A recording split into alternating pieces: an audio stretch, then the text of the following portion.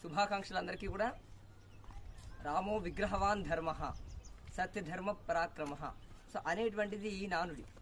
అయితే రాముడు సాక్షాత్తు ధర్మానికే ప్రతిరూపము అని ఎందుకండి అన్నారంటే, ధర్మము అంటే అర్థం ఏంటంటే ప్రధానంగా దయతేవ జనైరితి ఇది ధర్మ అని అమరకోశం ప్రకారం చెప్పినటువంటి విషయం.